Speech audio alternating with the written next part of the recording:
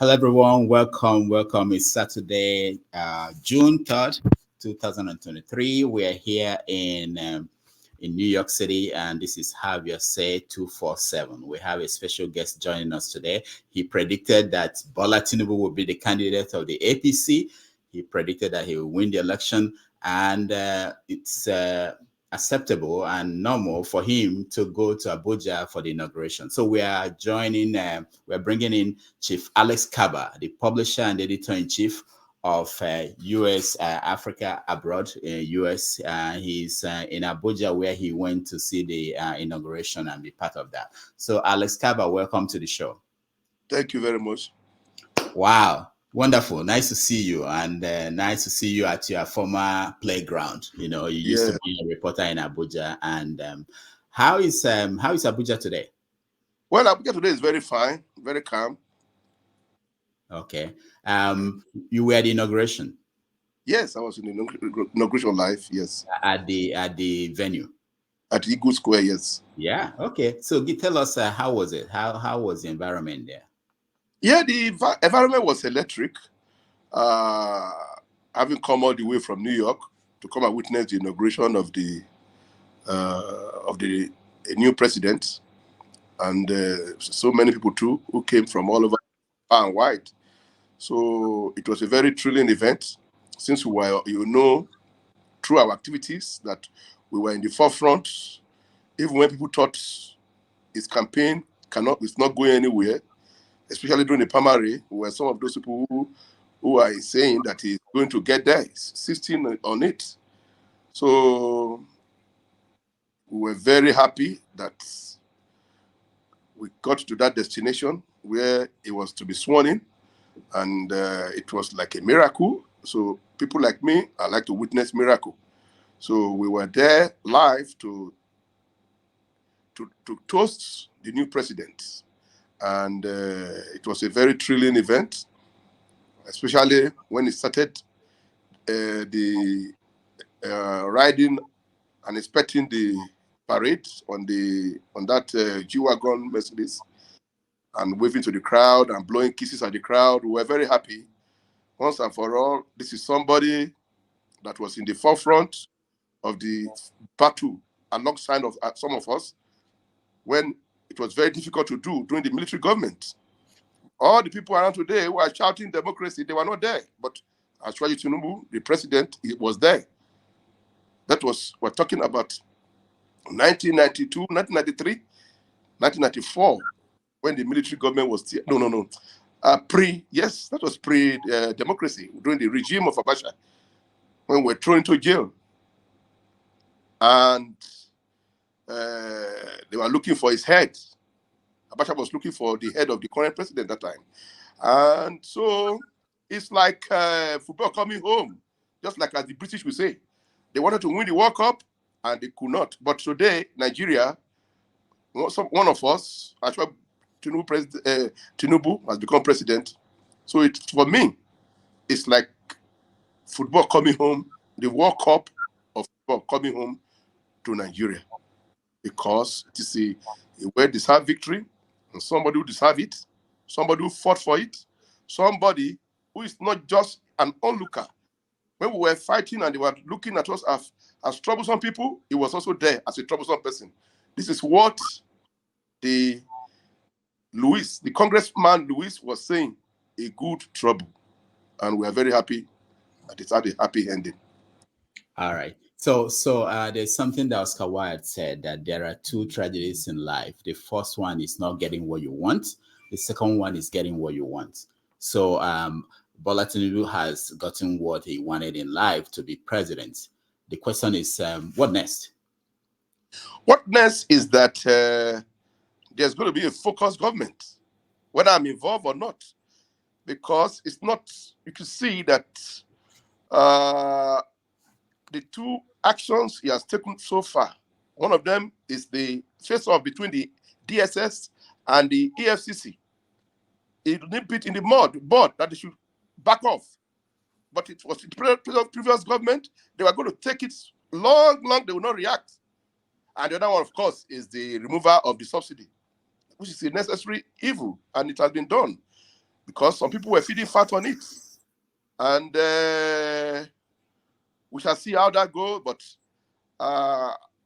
this subsidy that has made some people plutocrat, fat cat, making billions for just bringing fake invoices to the NNPC to make money. So those areas are gone. So that's my take on it. So the subsidy, let's talk more about it. I don't know if you've gone outside your hotel room in Abuja and if you noticed any change in the prices of petroleum products, and people are complaining. The Labour Congress, they are saying that there will be strike on Wednesday. Poor people are thinking, how are they going to be able to go to work because prices of transportation costs is up? What do you think will happen next? Who is going to blink? Of course, what I would say is that the Labour Congress leader, I think he has a conflict of interest. You know that he was one of the people supporting the other candidate, Peter Obi of the Labour Party. So people like me believe that he may not have a non-interest in this fight. So I think for that reason, if he is coming there, he's coming to fight Peter Obi's fight. And I would think that the Labour Party should, the Labour movement should choose somebody else who will be able to come and to the negotiation table with a clear mind, not a mind that has already been made up, and you force it down your members. So you know that the subsidized petroleum in Nigeria is being smuggled or was being smuggled across the borders. That Cameroon closed its refinery because of Nigerian subsidized oil or PMS that they call it. And so still it's all the bordering country of bordering Nigeria. So they were feeding fat, apart from those who claim to have imported fuel from abroad, but they never imported fuel. All they did is to have influence at the NNPC and bring their invoice and said, I'm being owed 1 billion for imported oil, so come and pay me my subsidy. And they are not being asked which ship brought this oil, on what date, which reservation. Nothing like that, no verification. So many of these people, those people who are making money from these subsidies were these plutocrats, Nigerians, who got very rich by just presenting invoice and presenting fake way bills for government to pay. So I'm sure it might be a little bit hard on the people now, but down the road, it's going to be very good for them, for all of us. So, yeah, down the road, what you were saying, our friend Omoyele Sowore, has always argued that it's not, the solution is not to punish the poor. If the problem is that people who are importing petrol are cheating the government, if the problem is that petroleum products are being smuggled out of the country, that the solution is not to punish the poor people. And people have asked the question, if you go on social media, that how do you expect the poorest of the poor to survive under this kind of economic situation that is as a result of this removal of subsidy? What do you say to that? What are the things that the government is planning to do to reduce the? Well, I'm not privy to the plans of government, but I know that the president that I know, President Tinubu that I know, is not somebody that will not be caring for the poor, because he fought on their behalf to get the democracy done. So I'm sure there's a palliative to cushion the effect of this transition to this new petroleum regime.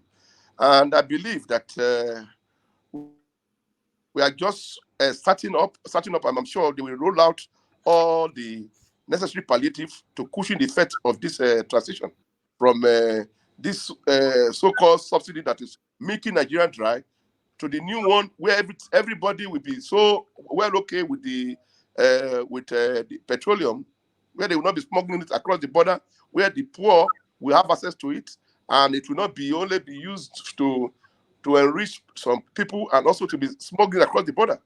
So I believe that there's something in the pipeline to help the poor and the very, very poor in Nigeria. So I know you started as a reporter in Nigeria and you worked in Abuja. What are your sources telling you about people that will be part of this government? Are you hearing anything? Well, I'm not hearing anything. I've all what I hear that we have already those ones that were being speculated have been confirmed, which is the appointment of the Right Honorable Badabia Miller as the Chief of Staff. Of course, we heard about that already. It's confirmed by the president, and also the appointment of the former governor of Benue State, the Right Honorable Jakume, a senator. So that's all we have had, and we have not heard of any other inkling or any information about it. Mm. So what about the spokesman for who will speak for? Who do you think will speak for the president? We don't know. There was an announcement and publication from based on a tweet from Femi Fani-Kayode that Dele Alake will be the spokesperson, and they denied it. What is going on there? Do you know? Yeah, I think until this is officially pronounced, nobody can say anything about who is going to be who would occupy any position. Mm. But as I'm sure, the president has an eye for merit, and he will be able to pick people who are competent and who are able to visualize and project the vision of this government of President Tinubu. You see the world now of all the negative naysayers, the man is president. Mm. No, being president is one, but the other thing that people are worried about is being able to deliver. And they pointed out, people have been pointing out what they saw at Eagle Square during the inauguration. These situations where he didn't look like he was fit and well. What do you know? What are you hearing? Well, I was there. The man, the president, I saw that day, is fit like a fiddle. And is just as he said, he's not going to the Aso Rock to go and do a laborer's job. He's going to the presidential. He's now in the presidential villa to use intellect and surround himself with the very best to take Nigeria to the next level. So we are not going to speculate on the physical condition. President Ashwaju is not an athlete. You could see that even in America, where I'm planning now to come and help the government any way I can do.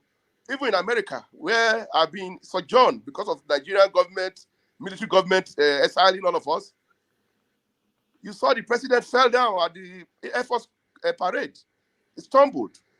So, he did not stumble. Ashwaju delivered his speech very, very rhetorically and very ebulliently. And he was very strong and standing in that back of that G5 wagon with the national color. So he's very fit, like he do, to take Nigeria to the next level. And also intellectually acute.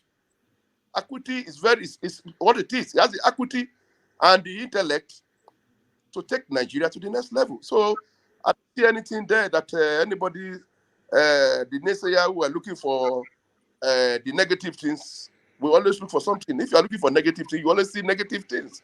All we saw at Eagle Square on May 29 were all positive things and a good omen for Nigeria. There was a speech during the speech, inaugural address. He mentioned trying to match the exchange rate, match the official rate with the black market rate.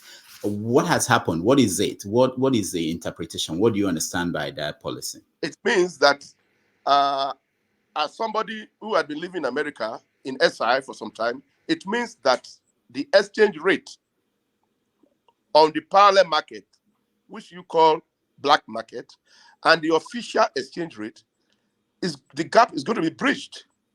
There's going to be a balancing, because today the official rate is $400 something and 400 something naira to the dollar, and in the parallel market it's about 735 to the dollar. you could see it's almost a difference of 300 naira. So some people are feeding fat on the vagaries of this 300 naira. So you can take it from the official market and go and dump it in the parallel market and you become a billionaire. This is what Ashwaju is talking about.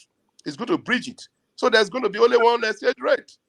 So I think if there's even going to be a parallel market, it will not be so big as 300 naira differences. Mm. Now, the other thing that people have pointed out is they pointed out the role that the First Lady, Remi Tinubu, has been playing and that they see on TV and in the whole process. They pointed out a security meeting that they had in Aso Rock, where the First Lady was there sitting beside the president. What do you make of that? Is that normal? Of course.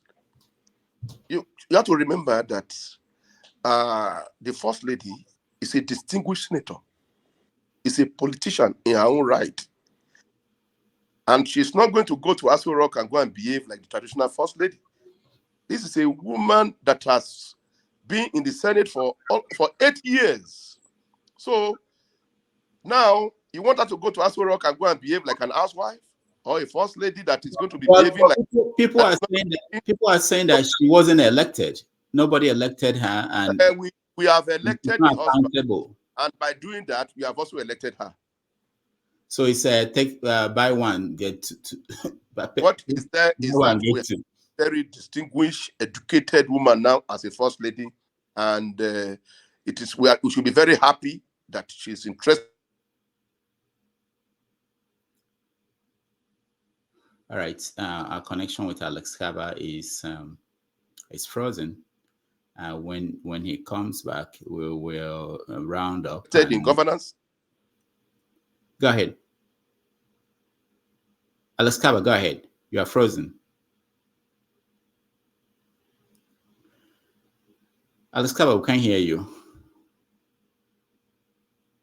All right. So when he comes back, we will round up. We want to get him to finish his thoughts on this matter with the First Lady and the perception people have out there. So we will hopefully get him back. Alex Kabba, are you here? Can you hear me? Okay, good. Yes. Good. Okay, good. All right. So you were saying that the First Lady was a distinguished senator, and go ahead from there. Yes, and is still a senator till the ninth Senate is dissolved. She's still a senator today, as I'm talking to you. Today, June the 3rd, and she's an asset to Nigeria, and she's going to be doing very well the way the First Lady of America is doing, Jill Biden is doing. But people point out that Jill doesn't attend national security meetings, and we are not sure. We are not sure about that. We are not sure about that. And number one, Nigeria is not America. So you think? How do we hold her accountable? Like people are saying that constitutionally, there's no role. The role she's playing is not in the Constitution. How do we hold her accountable? What role has she played now that is now so? We don't know, because you are now making it look as if the husband was not there and she's the one presiding. The president was presiding, and she was just there as an observer. No, so she's just an observer. So that's yes. What you okay. Yes. All right. We'll be watching so many things about this administration, and how do you think that they will do with media? You being in the media, do you think this will be friendly to the media, or do you think that they will be antagonistic? Looking at how the people are pointing out at how people like Bayo Ononoga and other people they've been tweeting and talking to Nigerians, how people are concerned. What do you think will happen? I don't think they now that there was so much pressure in the build up to the inauguration. The naysayers saying it will never happen, and you have to fight fire with fire. There was so much negative activities on the social media, and that's why I think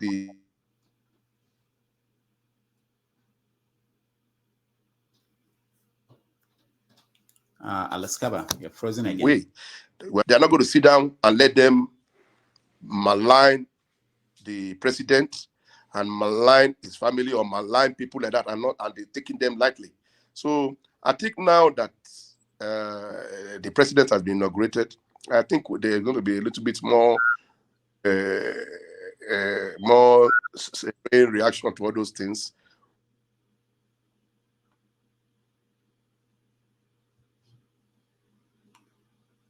All right. Yeah, he's still frozen.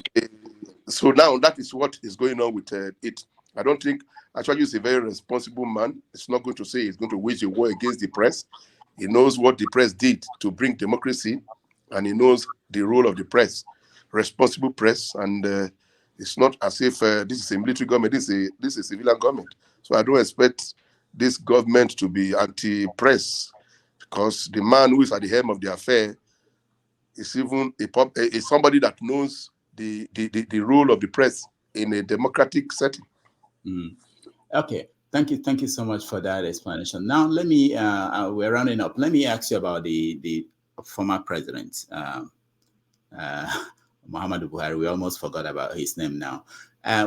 So how did he do in the last few days of his administration? What is your take on the way? Well, I don't know. It's my opinion about the ex-president.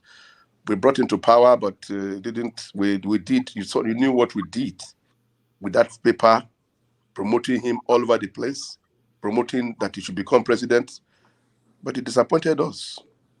I'm not going to lie to you, it disappointed us. Nigeria is a very big country.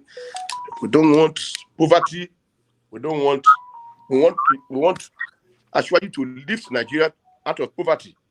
That is what we are praying for Ashwaju, so that his legacy will be very beautiful. Because if you only enrich some few people to the detriment of the majority,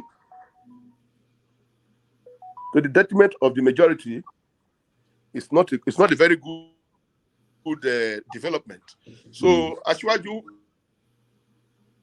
is going to have he will have this one in his mind, so that he will know that he has a few moments to rewrite the history of Nigeria and ensure that his name will be written in gold. And when people remember his name, they will be very happy, just like they say in Yoruba, Dudu, Lafinoti Olododo. That is how I'm going to say it. That is his happiness that we remember good people. I hope you know that he will know that, and know that his legacy will be very important in his administration. Thank you. Thank you so much, Alex Kabba. We will be talking to you, and wish you all the best when you come back to New York City. I don't know if I'm coming back now, because I've come here to come and help President Ashwaju. Oh, you are not coming back to New York City. Okay, very good. Not now. Not now. Yeah. Okay, very good. Very good. I'm happy to hear that we have someone we can always call in Abuja, and you give us feedback on what's going on. Thank you. All right. Thank you so much, and all the best. All right. Thanks. All right. That was Alex Kabba, who is a publisher and editor-in-chief of U.S. Africa abroad, and he said that he's going to stay in Abuja and help Ashwaju to make sure that he succeeds. So when we come back, we will continue our conversation, and we weigh in by everybody will join us and weigh in on what's going on in Nigeria. Thank you for joining us. Stay tuned.